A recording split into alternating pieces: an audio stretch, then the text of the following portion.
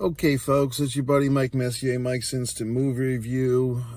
Saw Kinds of Kindness. I'm not sure who I would recommend this to. I mean, if you don't like structure in films, if you like offbeat things for the sake of being offbeat, okay. I'll give you full discretion. You know, I saw a couple of tweets, a couple of this, a couple of that. People were saying, what did I just see? I think my buddies up there in New England, Nathan Schuer and Lenny Schwartz, went to see this film together and were shocked and amazed and didn't know what the fuck they just saw. So I was kind of intrigued, and then I saw that this movie had Emma Stone in it, and I guess I will admit to being a mark for Emma Stone, meaning I'm a fan. I do like her work, although I wasn't such a big fan of Poor Things. You know, I knew that she would probably get the Oscar for that because it was such a challenging and daring and brave role. But I just thought Poor Things was kind of excessive, and I called it the goth showgirls if you watch my review of Poor Things. Nothing against good old Emma.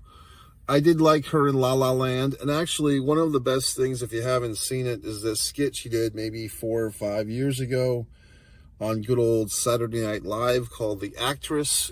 I guess Emma Stone is one of these frequent guest hosts, okay? The Five Timers Club, all this stuff. But Emma Stone in The Actress SNL skit, it's called The Actress, very funny little skit. God, that's my neck. So here's my deal, okay? I will say this, my hot controversial take.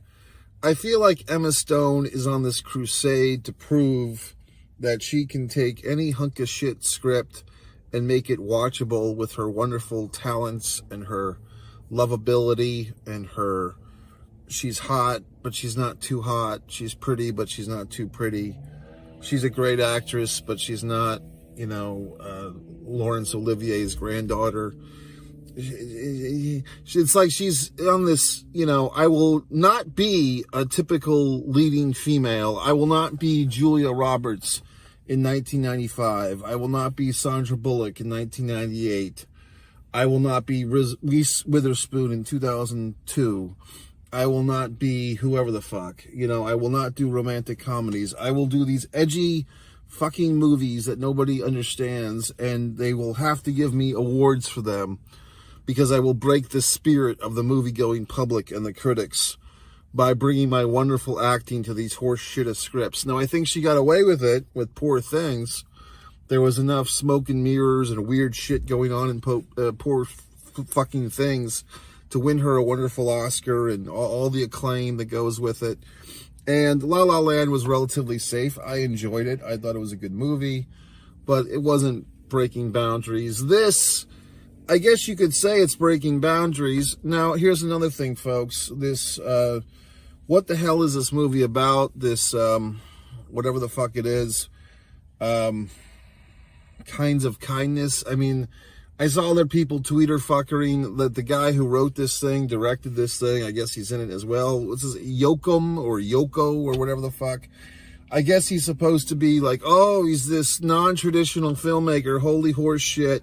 Oh my God, he's going to save cinema from itself. He's going to save cinema from structure and beginning, middle, end, and making sense. Whatever the fuck. I guess he probably made some goddamn great movies that I'm not aware of. Did he make Poor Things? I don't fucking know. But whoever he is, I guess he's the God, Lord and Savior of fucking non-traditional movie making this week. And we should all bow at the altar of this asshole, but I won't. So let's get into it.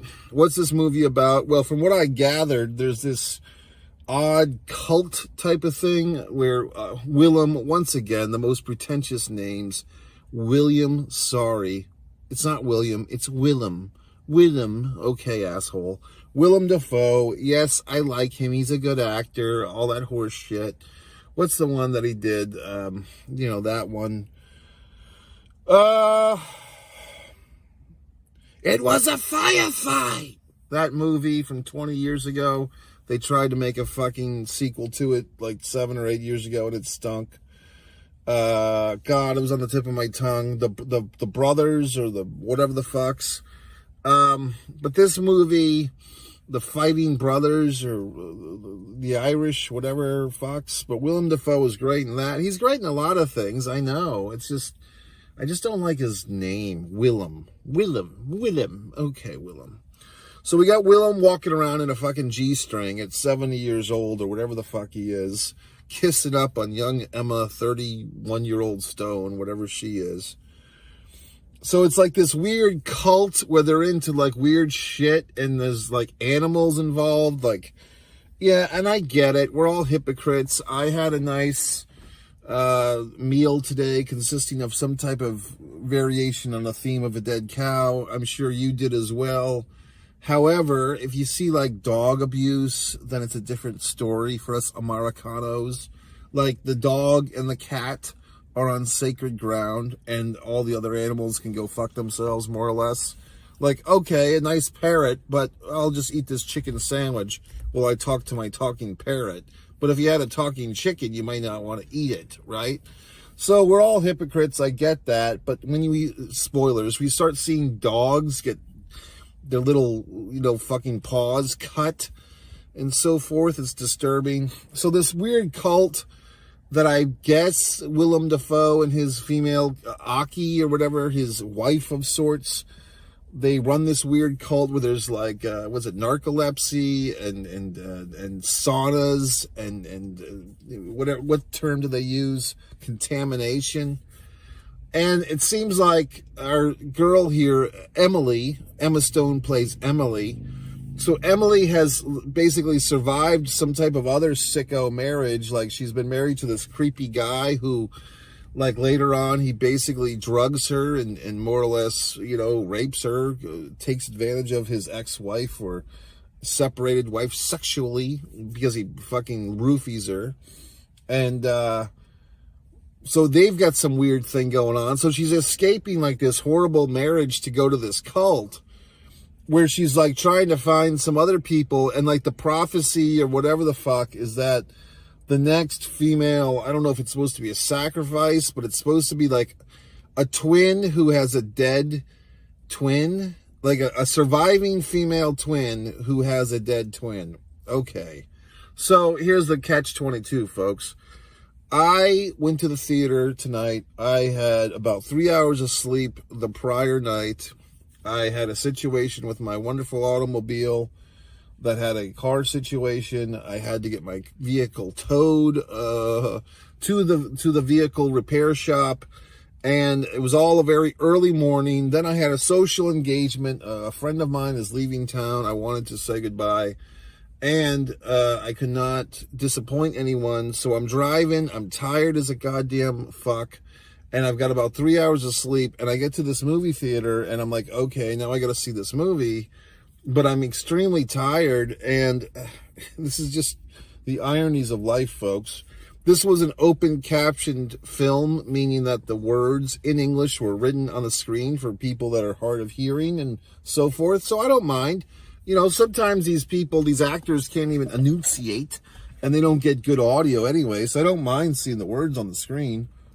So I go into the theater, and I have my traditional chosen seat in the auditorium. I get into the theater. There's one person in the goddamn theater, and that one asshole is sitting in my pre-selected seat.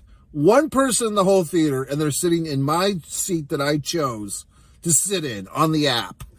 And the person kind of knew, like, it was just obvious because I was headed right to that chair. And we had this little moment, and I don't know if this person was hard of hearing or whatever the fuck, but she kind of like said, oh, am I in your chair? I'm like, yeah, but I smiled and I said, I'll just sit somewhere else. So then I'm sitting, now I'm all paranoid as fuck because I don't want to be in this chair that's not my officially assigned seat if some asshole comes in and tells me that I'm in their chair. So now I'm checking the app to see what seats have sold for this screening. And there's like 3 or 4 chairs that have sold, right? And of course, I'm sitting in one of those chairs. So then I fucking mosey my ass over to the side, and then that person never shows up. So now there's like 25 minutes of goddamn previews. I go to the facilities, I come back. I'm like, okay, I guess no one else is coming to this theater except me and the woman that's in my chair. So I take a nice, comfortable, middle ground seat. And then finally 25 fucking minutes of previews. The movie's 2 hours and 44 minutes. I'm like, Christ almighty, we're gonna be here all goddamn night. So I'm sitting there, and then my eyes just get so heavy, and I just drift, and I just go to dreamland, and I'm waking up with like these little schisms of scenes, like here's Christopher Walken in a G-string, and here's Emma Stone and acting weird, and here's this horse shit. And here's the guy in this thing. Was he in Maverick? He looks like if you ever go to Denny's and they give you like a chocolate shake and they pour they make you a fucking chocolate shake, right? Like say it's 32 ounces and they put like 20 ounces in a nice cup for you, like a nice drinking cup. And then the rest of the 12 ounce remnants are like in this tin cup thing where they made the shake. So they give you like your fucking chocolate shake, and then they give you like the leftovers, right? So you have like a little bonus shake. This guy feels like the bonus shake of Matt Damon, or what like Philip Seymour Hoffman would look like now, like being dead. Like this guy has been in a lot of stuff lately, but he just feels like the remnants of like, okay, this guy, like someone said, oh, you kind of look like Philip Seymour Hoffman. He's dead and all. You're not quite as good of actor as him, but here's his roles that he might have had. You know, or, hey, we couldn't get Matt Damon. You're not quite as good looking or as popular or as famous, but here's a role, asshole. So that guy, whoever the fuck that guy is, I guess he's got a wonderful fucking career and a great future, and he'll probably win some awards, but that's that guy. So he's palling around with Emma Stone, and I just have the feeling watching this movie, this is the movie that, Emma has to prove herself again. Like, Poor Things wasn't fucking warped and stupid enough. You know, like, oh, okay, Emma, well, thanks for showing us your vaginal area, and thanks for showing us that you can act in this piece of shit movie and make it salvageable, and okay, you're not a Disney princess, we get it. You're not Anne Hathaway, you know, doing romantic comedies with Matthew McConaughey. So you're this wonderful, daring, brave actress, and now you have to do this? Okay. So I just feel like we're indulging in Emma's goth stage. Like, before she comes around and does some real movies, we have to go through this tenure with her, where she has to take us through the wilderness of dog shit films. No offense. So it's like, okay, Emma, you might be losing a fan here, okay? So, I don't know. I just feel like, so the movie, and then you got Margaret Qualley, and now she's one of these actresses. Is she in the Smile movies? Is that her in this? I keep seeing this preview for Smile, but Margaret Qualley is another one of these, oh, she's pretty hot. What is she being? And then she's playing like twins. It also seems, is it just me, or do some of these like artsy fucking movies that are so goddamn edgy, they just seem like a fucking excuse to get the actresses topless? Is that just me? It's like, if we make this movie really fucked up and bizarre, the A-list actress will do nudity. That's what it seems like. That's what it seems like to me.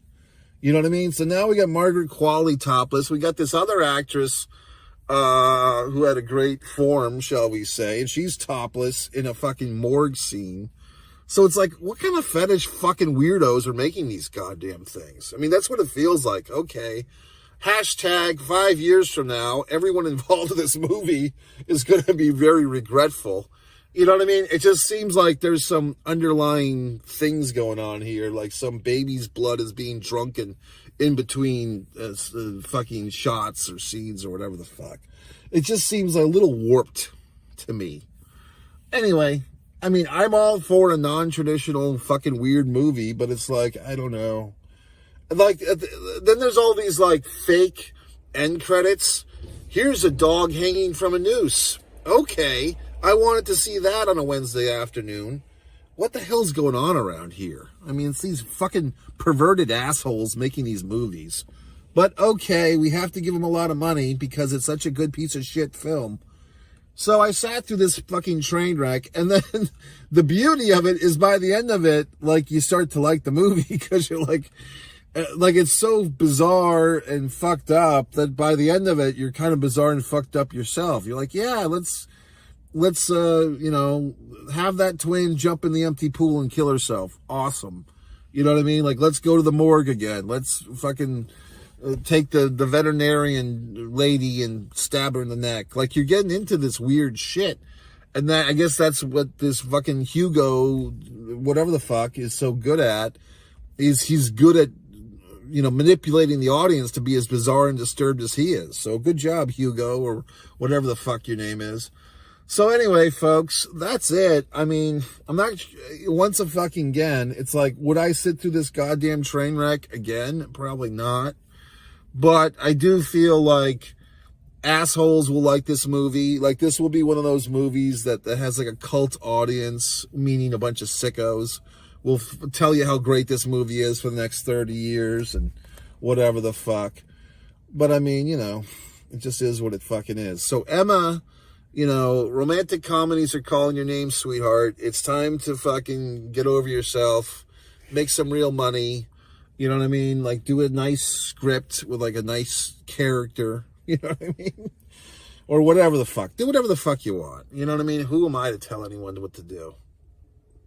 I'm just saying. It's just, I don't know. It makes, on some grand level, it just makes me depressed. I sit here and write these wonderful screenplays with wonderful characters. And, you know, what gets produced is these, you know, buckets of horse shit films, okay? So it's depressing. And you might be thinking, well, gee whiz, Mike, you've never made a goddamn movie. Well, assholes, yes, I have. You can go over to One Man and a Camera Films, watch Blood Sugar Sedace. That'll be a goddamn mind trip for you. That'll be more enjoyable than this.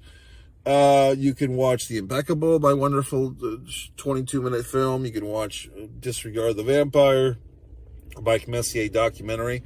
All these films are better than this piece of fucking horse shit that I sat through.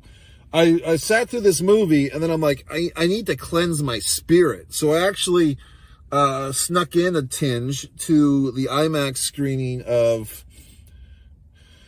A Quiet Place Day 1, which I've already seen, and through a logistical situation, I did not see that movie on the IMAX screen 3 weeks ago, or whenever the fuck I saw it on like a regular theater screen. And now I'm kind of having regret because I'm like, I didn't really like it, but I think that if I had seen it the first time on IMAX, I would have liked it more, right? So now I'm just kind of sitting there and I'm like, but do I want to double down now? Because I watched like the first 15 minutes of this thing tonight again. Do I want to like sit through the whole thing even though I know what happens? And I'm like, I guess I don't. So I'm just in this weird stupor. You know what I mean? I don't know if I'm coming or going. I'm just all over the fucking place. And it's like, I just, not quite this, not quite that. You know, like I said, I slept 3 hours last night. I go into the theater, probably got 45 minutes of sleeping in, to be honest with you. But now I'm all, like, my battery's been like, you know, I'm at 15%. So I'm like kind of fucked up.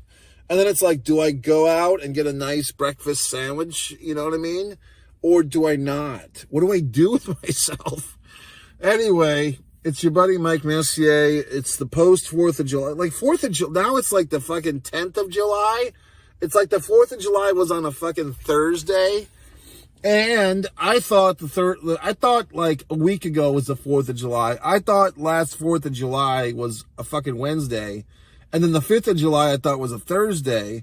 And I'm walking around on the 5th of July like, oh, awesome, I got the whole weekend coming up. And then at the end of the 5th of July, I'm like, oh, wait, this was Friday? This was my Friday? That's all I did? Like, for a Thursday, this was good. But for a Friday, this kind of sucked. And then I'm like, now it's Saturday the 6th, and I'm like, my weekend's half gone. So anyway, folks, tomorrow's Thursday, and then it's like, okay, now you have to start making up for lost time. The ticking of the talk. Okay, folks, it's your buddy, one artist, Mike Messier, for my wonderful acrylics, one pro wrestling and sports fan, for my wonderful pro wrestling and sports videos. One Man and a Camera Films for my fucking movies that are better than half the horse shit you'll see in theaters, even though I say go to the theaters. And this is one on Mike